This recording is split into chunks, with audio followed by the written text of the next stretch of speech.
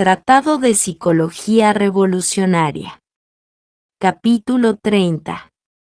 El centro de gravedad permanente. No existiendo una verdadera individualidad, resulta imposible que haya continuidad de propósitos. Si no existe el individuo psicológico, si en cada uno de nosotros viven muchas personas, si no hay sujeto responsable, sería absurdo exigirle a alguien continuidad de propósitos. Bien sabemos que dentro de una persona viven muchas personas. Entonces el sentido pleno de la responsabilidad no existe realmente en nosotros. Lo que un yo determinado afirma en un instante dado, no puede revestir ninguna seriedad debido al hecho concreto de que cualquier otro yo puede afirmar exactamente lo contrario en cualquier otro momento. Lo grave de todo esto es que muchas gentes creen poseer el sentido de responsabilidad moral y se autoengañan afirmando ser siempre las mismas. Personas hay que en cualquier instante de su existencia vienen a los estudios gnósticos, resplandecen con la fuerza del anhelo, se entusiasman con el trabajo esotérico y hasta juran consagrar la totalidad de su existencia a estas cuestiones. Incuestionablemente, todos los hermanos de nuestro movimiento llegan hasta admirar a un entusiasta así. Uno no puede menos que sentir gran alegría al escuchar personas de esta clase, tan devotas y definitivamente sinceras. Sin embargo, el idilio no dura mucho tiempo. Cualquier día, debido a tal o cual motivo justo o injusto, sencillo o complicado, la persona se retira de la gnosis, entonces abandona el trabajo y para enderezar el entuerto, o tratando de justificarse a sí misma, se afilia a cualquier otra organización mística y piensa que ahora va mejor. Todo este ir y venir, todo este cambiar incesante de escuelas, sectas, religiones, se debe a la multiplicidad de yos que en nuestro interior luchan entre sí por su propia supremacía. Como quiera que cada yo posee su propio criterio, su propia mente, sus propias ideas, es apenas normal este cambio de pareceres, este mariposear constante de organización, de ideal en ideal, etc. El sujeto en sí no es más que una máquina que tan pronto sirve de vehículo a un yo como a otro. Algunos yos místicos se autoengañan. Después de abandonar tal o cual secta resuelven creerse dioses, brillan como luces fatuas y por último desaparecen. Personas hay que, por un momento, se asoman al trabajo esotérico y luego, en el instante en que otro yo interviene, abandonan definitivamente estos estudios y se dejan tragar por la vida. Obviamente, si uno no lucha contra la vida, ésta se lo devora y son raros los aspirantes que de verdad no se dejan tragar por la vida. Existiendo dentro de nosotros toda una multiplicidad de yos, el centro de gravedad permanente no puede existir. Es apenas normal que no todos los sujetos se autorrealicen íntimamente. Bien sabemos que la autorrealización íntima del ser exige continuidad de propósitos y, como quiera que es muy difícil encontrar a alguien que tenga un centro de gravedad permanente, entonces no es extraño que sea muy rara la persona que llegue a la autorrealización interior profunda. Lo normal es que alguien se entusiasme por el trabajo esotérico y que luego lo abandone. Lo extraño es que alguien no abandone el trabajo y llegue a la meta. Ciertamente y en nombre de la verdad, afirmamos que el Sol está haciendo un experimento de laboratorio muy complicado y terriblemente difícil. Dentro del animal intelectual, equivocadamente llamado hombre, existen gérmenes que convenientemente desarrollados pueden convertirse en hombres solares. Sin embargo, no está de más aclarar que no es seguro que esos gérmenes se desarrollen, lo normal es que se degeneren y pierdan lamentablemente. En todo caso, los citados gérmenes que han de convertirnos en hombres solares necesitan de un ambiente adecuado, pues bien, sabido es que la semilla en un medio estéril no germina, se pierde. Para que la semilla real del hombre depositada en nuestras glándulas sexuales pueda germinar se necesita continuidad de propósitos y cuerpo físico normal. Si los científicos continúan haciendo ensayos con las glándulas de secreción interna, cualquier posibilidad de desarrollo de los mencionados gérmenes podrá perderse. Aunque parezca increíble, las hormigas pasaron ya por un proceso similar, en un remoto pasado arcaico de nuestro planeta Tierra. Uno se llena de asombro al contemplar la perfección de un palacio de hormigas. No hay duda de que el orden establecido en cualquier hormiguero es formidable. Aquellos iniciados que han despertado conciencia saben por experiencia mística directa que las hormigas, en tiempos que ni remotamente sospechan los historiadores más grandes del mundo, fueron una raza humana que creó una poderosísima civilización socialista.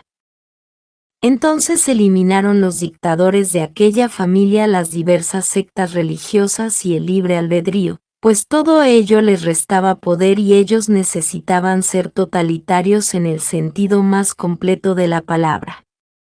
En estas condiciones, eliminada la iniciativa individual y el derecho religioso, el animal intelectual se precipitó por el camino de la involución y degeneración.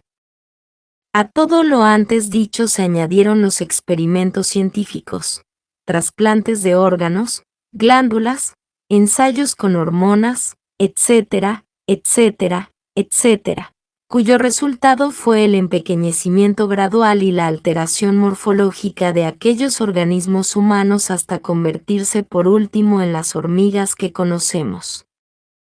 Toda aquella civilización, todos esos movimientos relacionados con el orden social establecido se volvieron mecánicos y se heredaron de padres a hijos. Hoy uno se llena de asombro al ver un hormiguero, mas no podemos menos que lamentar su falta de inteligencia.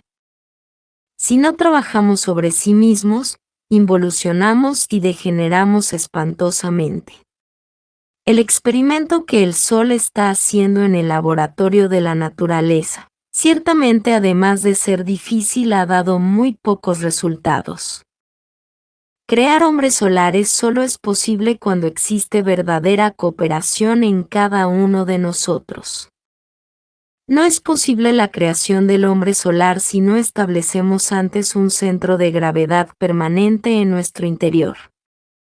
¿Cómo podríamos tener continuidad de propósitos si no establecemos en nuestra psiquis el centro de gravedad? Cualquier raza creada por el Sol, ciertamente no tiene otro objetivo en la naturaleza que el de servir a los intereses de esta creación y al experimento solar. Si el Sol fracasa en su experimento, pierde todo interés por una raza así y ésta de hecho queda condenada a la destrucción y a la involución. Cada una de las razas que han existido sobre la faz de la Tierra ha servido para el experimento solar. De cada raza ha logrado el Sol algunos triunfos, cosechando pequeños grupos de hombres solares. Cuando una raza ha dado sus frutos, desaparece en forma progresiva o perece violentamente mediante grandes catástrofes. La creación de hombres solares es posible cuando uno lucha por independizarse de las fuerzas lunares. No hay duda de que todos estos yous que llevamos en nuestra psiquis son de tipo exclusivamente lunar. En modo alguno sería imposible liberarnos de la fuerza lunar si no estableciéramos previamente en nosotros un centro de gravedad permanente. ¿Cómo podríamos disolver la totalidad del yo pluralizado si no tenemos continuidad de propósitos? ¿De qué manera podríamos tener continuidad de propósitos sin haber establecido previamente en nuestra psiquis un centro de gravedad permanente? Como quiera que la raza actual, en vez de independizarse de la influencia lunar, ha perdido todo interés por la inteligencia solar. Incuestionablemente se ha condenado a sí misma hacia la involución y degeneración. No es posible que el hombre verdadero surja mediante la mecánica evolutiva. Bien sabemos que la evolución y su hermana gemela la involución son tan solo dos leyes que constituyen el eje mecánico de toda la naturaleza. Se evoluciona hasta cierto punto perfectamente definido y luego viene el proceso involutivo. A toda su vida le sucede una bajada y viceversa. Nosotros somos exclusivamente máquinas controladas por distintos yous. Servimos a la economía de la naturaleza. No tenemos una individualidad definida como suponen equivocadamente muchos pseudo-esoteristas y pseudo-ocultistas. Necesitamos cambiar con urgencia máxima a fin de que los gérmenes del hombre den sus frutos.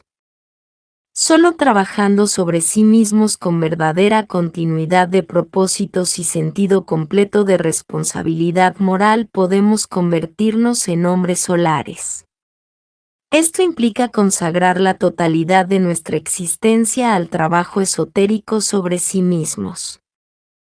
Aquellos que tienen esperanza en llegar al estado solar mediante la mecánica de la evolución, se engañan a sí mismos y se condenan de hecho a la degeneración involutiva. En el trabajo esotérico no podemos darnos el lujo de la versatilidad.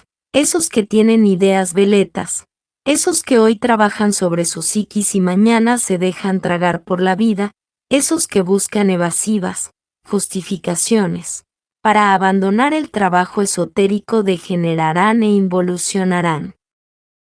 Algunos aplazan el error, dejan todo para un mañana mientras mejoran su situación económica, sin tener en cuenta que el experimento solar es algo muy distinto a su criterio personal y a sus consabidos proyectos.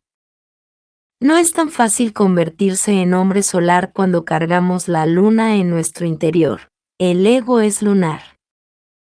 La Tierra tiene dos lunas.